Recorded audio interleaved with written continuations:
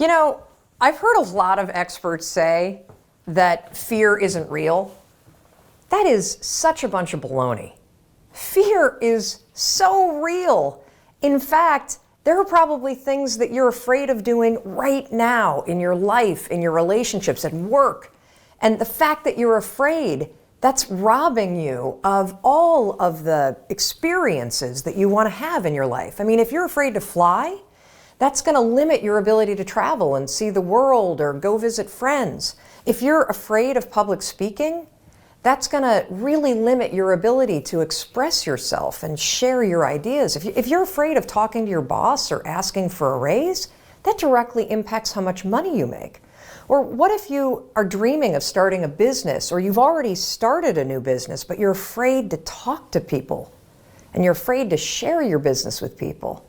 I mean, fear is something that stops us all. And that's why I'm here to talk to you, because it doesn't have to.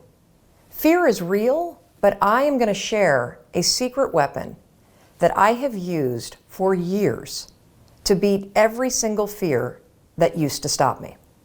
Now, first, before we get into this secret weapon, I just want to cover a few facts about fear, what it is, what it isn't, and some things that you may not know about fear. So first thing, fear is a physical state in your body that is exactly the same as excitement. Let me say that again. Fear and excitement are the exact same physical state. Your heart races. You might sweat a little bit. You might feel tightening in your chest. You might feel a pit in your stomach. You have a surge of cortisol. It's basically the way that your body goes into a hyper-aware state because it's readying for action. Now, what's the difference between fear and excitement? Really simple. The only difference between fear and excitement is what your brain is doing as your body is all agitated. If you're excited, your brain's going, oh, wow, this is going to be so cool to ride this roller coaster. If you're afraid, your brain's going, no way, there's no way I'm doing that. This is dangerous. Get out of there. Don't do that. It's saying something different. So what's critical about understanding this is that we're going to use the fact that your mind is either working for you for excitement or against you with fear to your advantage. And I'll tell you about it in just a minute, how you're going to do that. Second thing I want you to understand is that you may have heard the advice, feel the fear and do it anyway. You may have heard the advice, oh, just try to calm down. Think positive thoughts. It doesn't work, does it? And there's a reason why it doesn't work. So let's go back to fact number one. When you're afraid, your body's in a state of arousal and agitation, and your heart is racing, and you're all like amped up, and you're hyper aware of what's going on, and you're freaking out a little bit. What is it like when you're calm? You just kind of chill, right? You got like this low arousal state. Very, very difficult to go from a state of agitation and being all jacked up and excited and weirded out to a kind of state. It doesn't work. It's like trying to stop a train by throwing a boulder on the tracks. It's going to make the train jump off the tracks. It's going to cause a disaster. In fact, they've proven in research that when you try to ignore your fears, it actually makes them worse. And they've also proven in research that positive thinking alone also can make your fears worse. So, what do you do? What do you do when you're about to go talk to your boss and you feel afraid? What do you do when you have to get on a plane and you're actually terrified of flying?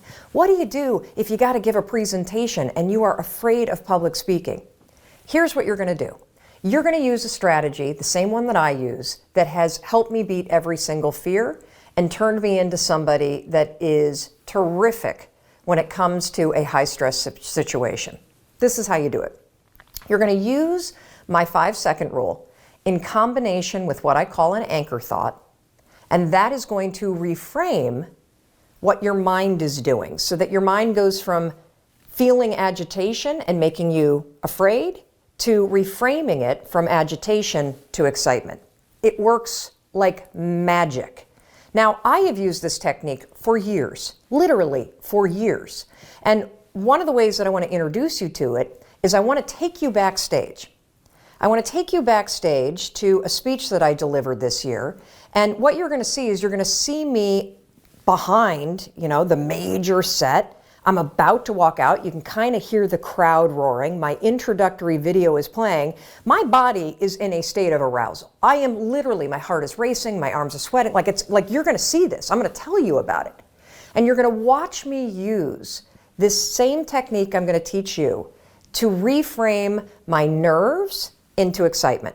Check this out. All right, I'm about to go on stage. There are 7,000 people out there, and it's so exciting because what they don't know is they're about to learn the 5-second rule, and their lives will never be the same again. Now, I gotta tell you, my heart is racing, my armpits are sweating. I have the exact same physiological feeling as when I'm afraid, but I'm not afraid. I'm excited. Excitement and fear is the exact same thing in your body. It's just what your brain calls it. Here's a trick that's proven by science that I use every time I speak. When I start to sweat, when I start to have butterflies, when I start to have my heart race, I say, I'm excited. I'm excited to get out there. I'm excited to talk to these people. I'm excited to share the 5-second rule. And what that does is it sends a message to my brain that tells my brain why my body's all agitated and excited. And that way, I don't feel afraid. Remember, excitement and fear, exact same thing in your body. The only difference is what your brain calls it. Go get them. Now, I want to give you one more example, just to make sure that you really get how you can use this. So a lot of you have written to me about your fear of flying, and I can really relate to that fear because I used to have the exact same fear. But I use this same strategy to conquer it. Here's how you're going to do it. So first things first, if you've got to do something that really makes you nervous or that you're afraid to do, before you're about to do it, come up with an anchor thought. What's an anchor thought? Well, an anchor thought is something that's going to anchor you so that you don't escalate any situation into a full-blown panic attack or into a situation where you screw things up. It's a way for you to anchor yourself so you maintain control over what you're thinking and how you behave. So here's an example with flying. It's important when you're creating an anchor thought to pick something that is in the proper context of what you're afraid to do. So for flying, pick an anchor thought that has to do with the trip that you're taking. So if I'm boarding a plane to fly back home to Michigan, an anchor thought might be a picture in my mind of my mom and I walking on the shores of Lake Michigan where I grew up. That's a thought that makes me happy, it makes me excited, and it's also related to the trip that I'm taking.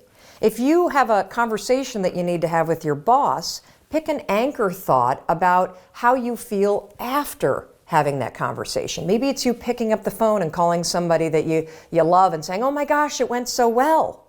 Or, you walking out of the meeting and feeling like, yeah, I survived that conversation. I feel pretty good about myself. So now that you have your anchor thought, you're ready to beat the fear. How you're going to do it is this. So let's go back to the example of the plane. I'm on the plane, I'm flying to Michigan. We hit turbulence.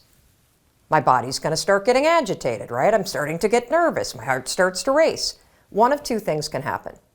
I can't control how my body might feel, but I can always control what I'm thinking about, and I can always control how I act. And so can you. So when I'm on a plane and the turbulence hits, 5, 4, 3, 2, 1, that's step one. And it's essential. And the reason why using the 5-second rule, 5, 4, 3, 2, 1, is essential is because that is how you switch the gears in your mind, you awaken your prefrontal cortex, and you trigger your brain that you're now in control of your thoughts. You've interrupted the fear. You've settled your thoughts, and now your brain is ready for that anchor thought.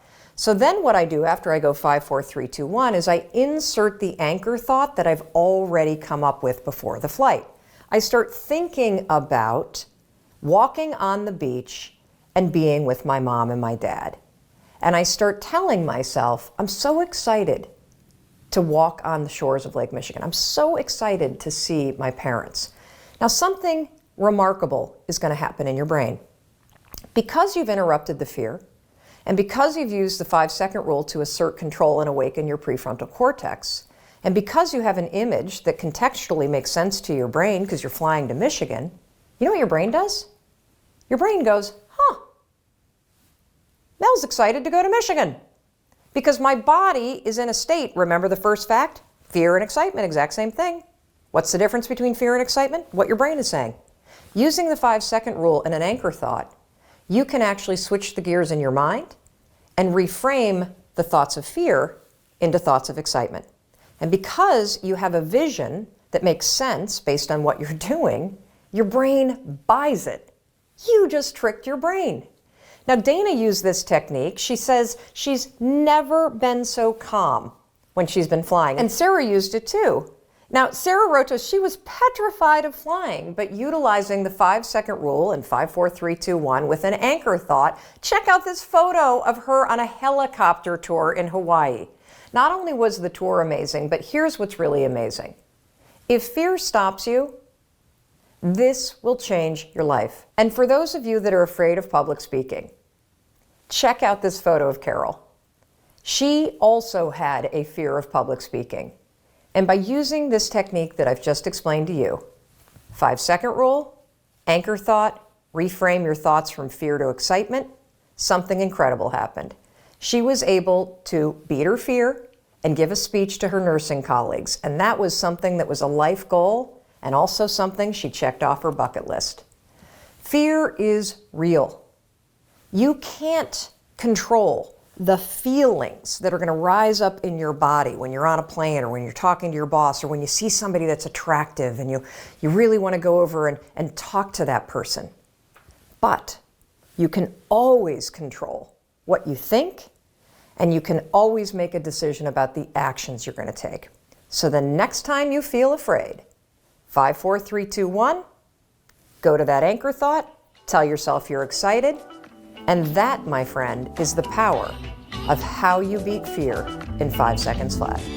And don't forget, I'm here to help you however I can. Make sure you celebrate your successes on social media using the hashtag 5-second rule. Tag me, and if you ever have a question or you need advice, you can always reach us at hello@melrobbins.com.